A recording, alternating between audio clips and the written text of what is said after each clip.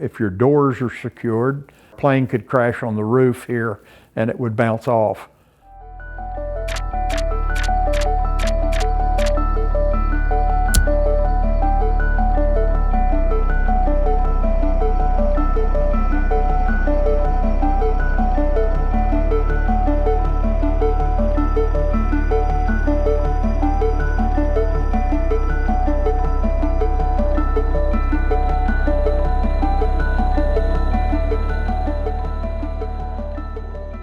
I've got these windows behind me.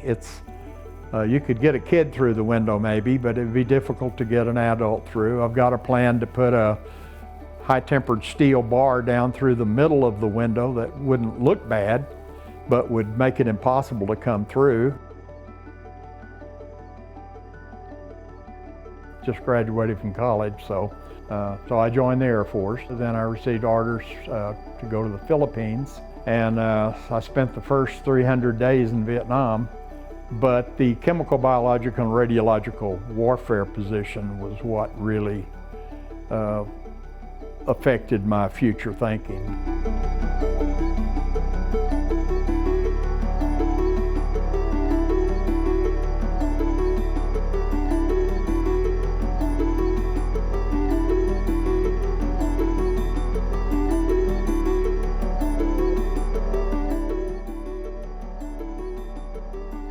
Well, one of the big factors we look into is in an emergency, most people basically wait for response from some agency, and that response may show up pretty late or maybe never at all.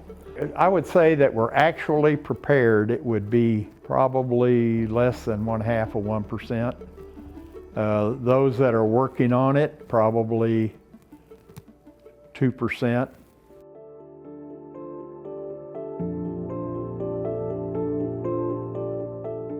If one person was going to prepare themselves as effectively as possible, say 1 year preparedness, I would think $5,000 would be a minimum, and then go up from there depending on your circumstances. If you were to put away food and you bought primarily your long-term storage food that's got a 30-year lifespan on it, that's nitrogen packed in a enameled can and so forth, then your cost is going to be higher, but it's going to be more secure.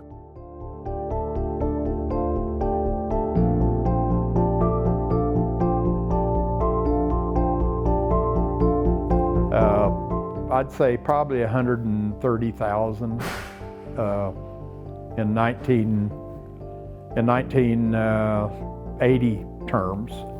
So today it would probably been 300,000 to get to that point.